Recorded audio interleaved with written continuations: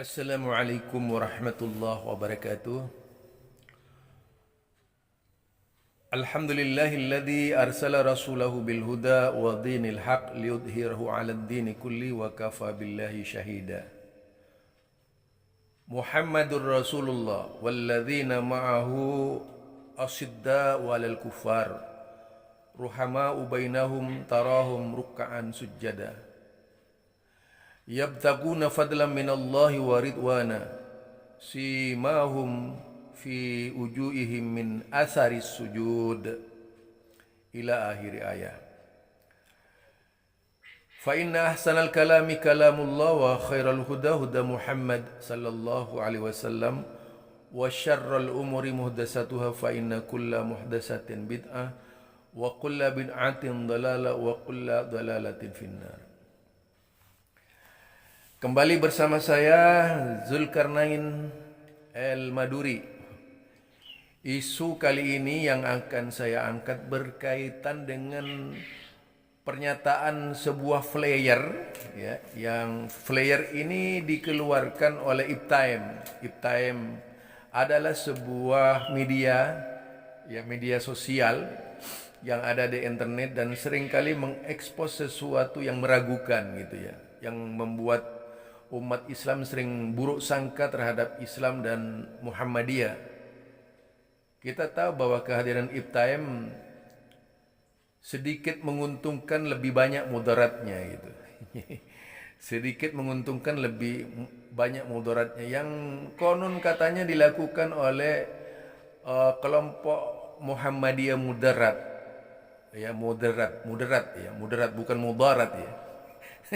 Tapi bisa saja Iptaim ini menjadi grup media sosial yang mudarat, mendatangkan mudarat maksudnya. Bukan moderat ya. Bukan moderat. Ya, tidak wasatiyah, kadang-kadang lebih pada konsep pemikiran yang sangat liberal sekali gitu ya. Dan tidak menunjukkan eksistensinya sebagai seorang mukmin. Tapi Iptaim ini M-nya ini apa saya nggak tahu, apa itu Muhammadiyah nggak tahu ya. Tapi yang jelas kalau berbicara sorotan Iptaim ini terhadap perkembangan sosial, dan terus terang saja yang dituju oleh Iptaim ini biasanya kelompok Salafi gitu. Itu lebih, dan nggak ada Iptaim berani itu menyoroti NU gitu ya, nggak berani dia itu, karena memang Iptaim ini bagian juga pemikirannya ada ada seringkali juga nakal gitu. Kalau kita lihat kadang-kadang Asy'ariyah, kadang-kadang Maturidiyah gitu. Yang jelas Iptaim ini juga dari sisi syar'i saya tidak melihat dia orang yang syar'i. Nah, dalam statementnya misalnya ya, dikatakan tentang Muhammadiyah itu tidak melarang nyanyi-nyanyian misalnya. Ya, kalau sekedar nyanyi-nyanyian, yang jelas Muhammadiyah tidak mendukung maksiat itu. Dan tentu saja kalau melihat dari sikap Muhammadiyah selama ini, kalau kita kritis terhadap perkembangan Muhammadiyah juga tidak menghalalkan nyanyian apa saja gitu. Nyanyian apa saja. Nyanyiannya itu pilihan. Nyanyiannya pilihan. Artinya dalam hal ini mungkin alat-alat musik dan sebagainya gitu ya. Nah, tentu saja kalau dilihat dari sisi sudut pandang yang syar'i, Muhammadiyah itu sedang menuju yang syar'i. Pencarian demi pencarian dilakukan, ijtihad demi ijtihad dilakukan terus-menerus oleh Muhammadiyah dengan harapan bisa sampai kepada tujuan yang Islam yang sebenar-benarnya, karena mutunya itu adalah Islam yang sebenarnya. Artinya apa yang dilakukan oleh Muhammadiyah itu sifatnya adalah pencarian, seolah-olah pencarian Tuhan gitu. Karena memang tadi ada keinginan besar kembali kepada Islam yang sebenar-benarnya. Itu dulu yang dijadikan patokan. Kemudian juga Muhammadiyah dikatakan yaitu membolehkan maulid, perayaan maulid Nabi. Perayaan maulid Nabi. Perayaan maulid Nabi yang seperti apa? Kalau dibaca di dalam putusan tarjih Muhammadiyah misalnya, fatwa atau soal jawab agama Muhammadiyah misalnya, soal jawab agama ya. Di Muhammadiyah misalnya, jika kita perhatikan perkataan dari tim majelis tarjih Muhammadiyah, justru tim tarjih ini yaitu melarang membaca maulid, membaca kitab-kitab maulid, gitu ya, membaca kitab Barzanji. Lebih baik baca Quran dapat pahala itu. Membaca kitab-kitab syair yang berkaitan dengan maulid, karena isinya di dalam dari hasil penelitian Muhammadiyah itu penuh dengan kesyirikan. Ya, terserah orang di luar, ini kan hasil penelitian Muhammadiyah, terserah orang di luar Muhammadiyah mau menanggapinya seperti apa gitu. Saya hanya mengkritisi Ibtaim gitu. Jadi Ibtaim itu berpikir bahwasanya perayaan Maulid Nabi dan sebagainya itu dibolehkan oleh Muhammadiyah. Seperti Milad Muhammadiyah. Ya jelas yang tidak mengandung maksiat sepanjang di dalam dikatakan sepanjang bisa menghindar dari perbuatan bid'ah. Sepanjang bisa menghindar dari perbuatan syirik. Itu yang saya perhatikan seperti itu. Masih ada sepanjangnya gitu. Tetapi kalau yang dimaksud perayaan seperti sekarang ini, jelas itu tidak menjadi seruan Muhammadiyah perayaan Maulid seperti sekarang ini ya. Apa mau menyuburkan kesyirikan? Ya nggak mungkin lah, karena dalam pandangan Muhammadiyah tadi itu jelas sekali. Bacaan-bacaan Barzanji, kitab Tiba, yaitu Saraful Anam dan sebagainya yang banyak dibaca oleh umat, itu kan dipandang yang mendatangkan yaitu kesyirikan di Muhammadiyah itu. Ada lagi berkaitan dengan celana cingkrang. Lah, Muhammadiyah juga tidak melarang pakai celana cingkrang. Ya. Jadi kalau kita baca berkaitan, kalau dikatakan Muhammadiyah itu tidak mengharuskan pakai celana cingkrang dan sebagainya ya, Muhammadiyah juga tidak melarang pakai celana cingkrang. Itu terbukti di dalam fatwa-fatwanya, saudara. Kalau kita perhatikan, banyak sekali dari pimpinan Muhammadiyah yang pakai celana cingkrang, itu banyak. Pimpinan yaitu seperti majelis-majelis tertentu ya. Dan alumni Saudi Arabia, yang dari Saudi Arabia itu pakai celana cingkrang, banyak itu di Muhammadiyah gitu. Demikian juga mungkin yang membedakan adalah alumni Mesir. Ada juga yang tentu saja itu membenarkan. Saya pernah berbicara dengan Pak Samsul Hidayat yang bertolak belakang. Pak Samsul Hidayat ini adalah seorang yang memiliki kemampuan dalam bidang agama. Beliau seorang doktor, yang jelas beliau sangat menguasai berkaitan dengan keislaman, atau kita sebut dengan Kiai Haji Samsul Hidayat ya. Salah satu majelis tabligh dan juga tarjih Muhammadiyah ya. Dan dia mengatakan bahwasanya memang sepatutnya umat Islam itu kembali kepada pemahaman Rasulullah sallallahu alaihi wasallam tuh. Jadi kalau tidak pakainya celana cingkrang, dulu itu saya masih ingat, karena saya sepanjang jalan Muhammadiyah ini mulai tahun 89 sampai tahun sekarang ini, itu kan berada di ruang lingkup Muhammadiyah. Di pusat itu dari karyawan-karyawannya juga anggota-anggota Muhammadiyah banyak sekali yang cingkrang itu. Nah, itu kenapa di Muhammadiyah itu sepanjang masih ada kebenarannya dari Al-Quran dan As-Sunnah, itu dibenarkan oleh Al-Quran dan As-Sunnah. Mengenai juga boleh menafsirkan Al-Quran dan hadis Nabi dengan akal gitu. Ya, itu kan bagian dari cara pemahaman fikih. Artinya bukan hanya itu yang dipakai. Kalau dibaca di Majelis Tarjih Muhammadiyah, di Manhaj Tarjih Muhammadiyah, orang ini tidak pernah membaca Manhaj Tarjih Muhammadiyah. Nah, jadi Ibtaim ini tidak pernah membaca Manhaj Tarjih Muhammadiyah. Padahal jelas sekali di dalam Manhaj Tarjih Muhammadiyah itu, kalau Muhammadiyah juga memasukkan dasar-dasar pemikiran agar Muhammadiyah juga mengambil pemikiran para sahabat, para tabi'in dan sebagainya. Tentunya akal yang tidak bertentangan dengan Al-Quran dan As-Sunnah. Ya, bukan sekedar akal-akalan. Kalau Ibtaim kan akal-akalan gitu ya. Tidak menunjukkan bahwa seorang Ibtaim itu adalah orang yang tujuannya untuk memperjuangkan Islam. Karena apa? Setiap kali saya memperhatikan tulisan-tulisan Ibtaim ini ngelantur gitu ya.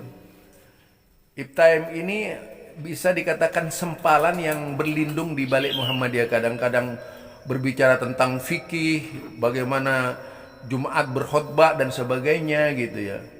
Artinya Ibtaim ini orang-orang aneh yang masuk di dalamnya gitu. Tidak jelas siapa mereka, berilmu juga masih dipertanyakan dari sisi keilmuannya. Jadi ini ya barangkali ini saya katakan ini terhadap Ibtaim. Kemudian mengenai wanita tidak pakai cadar dan sebagainya, atau dikatakan bahwa sepanjang sesuai dengan syar'i, sebagai syar'i. Kalau berbicara masalah syar'i, yaitu kan definisi yang berkembang di dunia. Untuk siapa Muhammadiyah itu? Tentu saja bukan untuk warga Muhammadiyah. Kalau buat warga Muhammadiyah saja, itu jelas bukan dakwah, artinya sangat parsial sekali. Dakwah Muhammadiyah itu bersifat rahmatan lil alamin, berarti untuk semua orang. Nah, ketika berbicara pakaian wanita, itu harus syar'i memang. Yang jelas bentuk apa saja memang dihalalkan, tetapi yang tidak mengumbar aurat, misalnya sampai tipis kelihatan mukanya, lentuk tubuhnya mulai dari atas sampai ke bawah sampai bisa tembus pandang. Ya enggak lah, bukan seperti itu. Kalau ada wanita Muhammadiyah seperti itu, barangkali lagi kesurupan dia gitu. Jadi menurut saya seperti itu, saudara. Kalau berbicara dakwah, dilihat tuh nas-nasnya. Aklin dhabit, yaitu aklin dhabit di Muhammadiyah itu dibenarkan. Tapi kalau dalam satu aklin dhabit, yang satu ini aklin dhabit, itu dibenarkan. Kemudian al-adlu, yaitu akal yang adil. Kemudian as-sahih, akal yang sahih. Bukan akal yang sakit ya, bukan gitu. Tapi akal-akal yang sehat, yang sesuai dengan Al-Quran dan As-Sunnah, akal yang terbimbing Al-Quran dan As-Sunnah. Memang tidak ada yang melarang sepanjang pikiran-pikirannya umat itu, misalnya hal-hal yang berkaitan dengan kauniyah, ya berkaitan dengan kauniyah, itu dibolehkan berpikir. Tidaklah kemudian orang-orang Muhammadiyah dibenarkan bikin misalnya dasar-dasar cara berakidah Muhammadiyah menurut Muhammadiyah, yaitu berdasarkan akal-akalan seperti kelompok Mu'tazilah. Yang enggak lah, yang demikian tidak dilakukan oleh Muhammadiyah gitu. Kemudian yang kedua tadi itu berkaitan dengan Maulid Nabi, ya jelas sekali bahwa tidak ada orang yang melarang perayaan Maulid Nabi. Tapi perayaan Maulid Nabi yang seperti apa? Kalau mengutip Bung Karno, itu perkataannya Bung Karno, saudara itu. Bung Karno ini pernah menekankan, boleh silahkan Anda Maulid, tapi bagaimana mengajarkan di Maulid itu bisa menjadi media orang bisa mengenal ajaran Islam dan mengamalkan seluruh ajaran Islam. Itu ini ya apa, dari perkataan Bung Karno ketika memberikan sambutan di Maulid. Jadi Maulid itu identik dengan pelaksanaan hukum Allah misalnya, identik dengan pelaksanaan, silahkan saja. Tetapi kalau yang dimaksud tuh perayaan Maulid sebagaimana yang berkembang sekarang ini, itu tidak dilakukan oleh Muhammadiyah.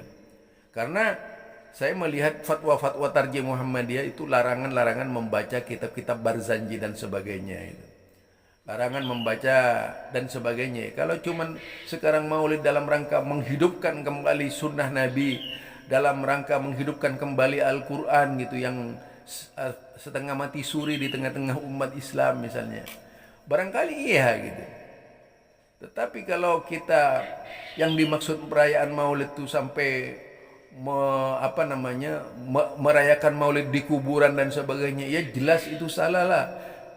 Tidak dianjurkan dan tidak diperintahkan, bahkan dilarang di Muhammadiyah yang seperti itu.